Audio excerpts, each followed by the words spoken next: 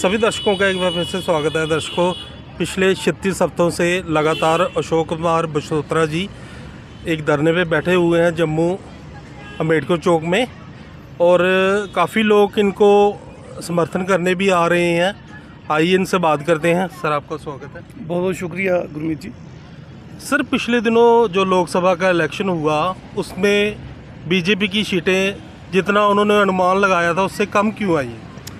देखिए, भाजपा को घमंड हो चुका था कि वो सर्वोपरि हैं, और खास करके मोदी जी को ऐसा लगता था कि वो कोई अवतार पुरुष हैं, जैसा कि उन्होंने इंटरव्यू में एक जगह कहा भी है।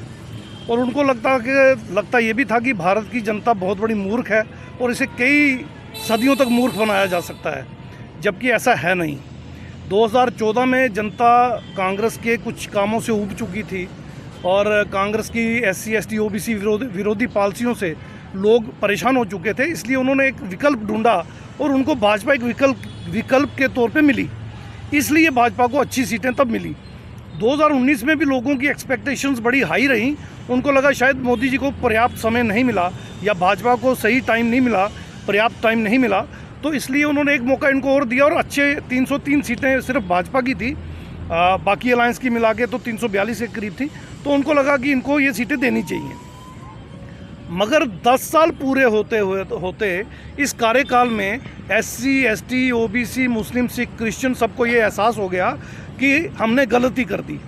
हालांकि बहुजनों की कोई अपनी पॉलिटिकल पार्टी इतने बड़े पैमाने पे सामने नहीं आई और उनको जो अल्टरनेटिव देना था वो उनको नहीं मिला, मगर उनको एक अल्टरनेटिव INDIA जो अलायंस बना, इंडिया अलायंस, उसके रूप में उनको मिला और लोगों ने फटाफट स्विच ओवर कर दिया। भाजपा 303 से सीधे 240 पे आ गई, यानी 63 सीट्स उनकी कम हो गई। इसमें मैं ये बात भी मुख्यतः कहना चाहता हूँ कि हालांकि एब्सोल्यूट मेजॉरिटी इनकी नहीं आई, सिंपल मेजॉरिटी इनकी NDA की आई है, मगर मेरा ये मानना है अगर इलेक्शन फेयर होते, अगर बंगलिंग नहीं होती, EVM यूज़ नहीं होती और धनबल और बाहुबल का प्रयोग नहीं हुआ होता, फ्री फेयर और ट्रांसपेरेंट इलेक्शन होते, इलेक्शन कमीशन भी अगर फेयर होता, तो मैं दावे से कह सकता हूँ इनकी पूरे NDA की बड़ी भी ज़्यादा सीटें आती तो 160 से ऊपर नहीं आ सकती थी। सर, जैसे कि आज़ाद समाज पार्टी का भी एक सांसद चंद्रशेखर आज़ाद जी चुन के आए हैं, उनके आने से समाज को क्या फ़ायदा मिलेगा?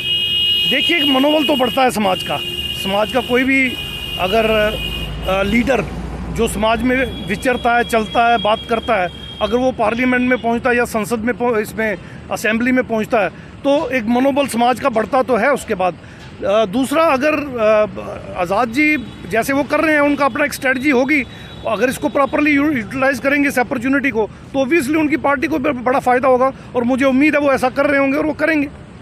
राहुल गांधी जी ने एक बयान लोकसभा में दिया जिसमें उन्होंने बोला कि भाजपा हिंदुत्व सिर्फ भाजपा ही हिंदुत्व नहीं है, जिसपे काफ़ी हो हल्ला हो रहा है, उस पर आप क्या कहना चाहेंगे? देखिए, ये बात आप किसी से छुपी हुई नहीं है। RSS, BJP और हिंदुत्ववादी जितने भी संगठन हैं, ये हिंदू शब्द को सिर्फ राजनीति के लिए इस्तेमाल कर रहे हैं और हिंदू शब्द सिर्फ SC ST OBC को मुस्लिम से, सिख से, क्रिश्चियन से लड़ाने के लिए इस्तेमाल कर रहे हैं और कोई मकसद इनका नहीं है। हिंदू कोई शब्द है ही नहीं, किसी वेद, पुराण, उपनिषद, किसी हिंदू धर्म ग्रंथ, ब्राह्मणी धर्म ग्रंथ में कहीं भी हिंदू शब्द इस्तेमाल ही नहीं हुआ। और इसीलिए सुप्रीम कोर्ट ने भी पीछे कहा था कि Hinduism is a way of life. हालांकि कॉन्स्टिट्यूशन कहता है कि हो तो ये धर्म हो सकता है, वे ऑफ लाइफ हो ही नहीं सकता, और इसी चीज़ को मोदी जी भी पीछे कह रहे थे कि ये धर्म नहीं है, वे ऑफ लाइफ है। तो ये बड़ा कंफ्यूजिंग सी बात है और पार्लियामेंट में इसी चीज़ को राहुल गांधी जी ने बड़ा ज़ोर से उछाला कि ये हिंदू होने का दावा करते हैं, यही वो लोग हैं जो हिंदू हैं ही नहीं, ये एंटी हिंदू है रादर, क्योंकि हिंदुओं को बनवाकर सीटें जीतने की कोशिश करते हैं। 2019 में बहुत बड़ी मेजॉरिटी BJP को इसलिए भी मिली थी क्योंकि उन्होंने 48 हिंदुओं को मरवाया था पुलवामा में। इस बात से कोई इनकार नहीं कर सकता, इसलिए उसकी कभी इन्वेस्टिगेशन नहीं हुई। तो ये सारी बातों का सम अप करके राहुल गांधी ने ये कहा है कि अल्टीमेटली हिंदू इनके लिए सिर्फ एक पॉलिटिकल स्टंट है, ये हिंदू है नहीं। बात अगर जम्मू कश्मीर की जाए तो जम्मू और कठुआ में भाजपा दोनों सीटें जीती हैं, इसका क्या कारण माना जाए? देखिए, इसमें दो चीज़ें हैं। पहली बात तो ये है कि रिमोट एरिया काफ़ी है इन सीटों का और पहाड़ी एरिया बहुत ज़्यादा है। शाम को इलेक्शन ख़त्म होने के टाइम पे 1-1.5 घंटे में कोई ज़्यादा पोलिंग जो है लोगों की नहीं हुई, लोग अपना वोट डाल चुके थे जिन्होंने डालना है। तो जो वहाँ पे ऑफिशियल्स थे बाहर गए हुए, उन्होंने भाजपा को काफ़ी सारे वोट जो हैं जाली डलवाए हैं। एक तो वो कारण रहा। दूसरा, यहाँ पे जो इनिशियल एक टेक ऑफ करना था कांग्रेस को, वो नहीं कर पाई।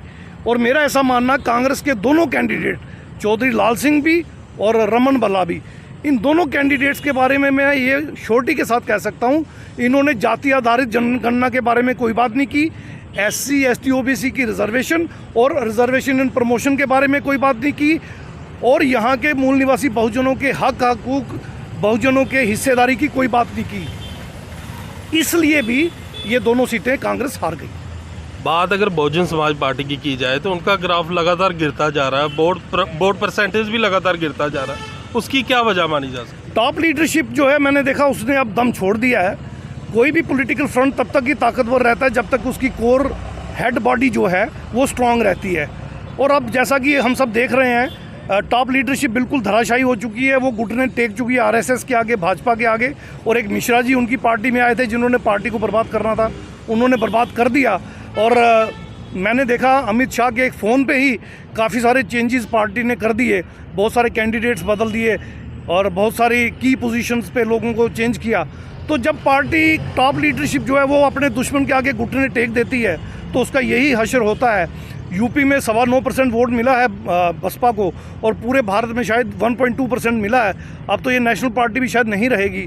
और कोई भी पार्टी जब अपने बेसिक एजेंडे से हिल जाती है, अपने लक्ष्य को छोड़ देती है और अपनी बेसिक आइडियोलॉजी को छोड़ देती है, क्योंकि बहुजन हिताय बहुजन सुखाय से ये सर्वजन पे चली गई और हाथी नहीं गणेश या ब्रह्मा विष्णु महेश पे चली गई।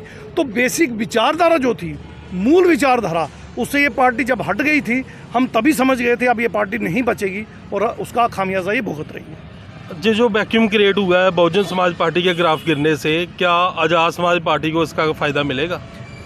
मुझे लगता है आज़ाद समाज पार्टी पूरी ताकत के साथ इस तरफ कोशिश कर रही है। बहुजनों के और भी कई दल इसमें कोशिश कर रहे हैं। आज़ाद समाज पार्टी को भी इसका बेनिफिट मिल सकता है अगर लोगों का फेथ जाग गया।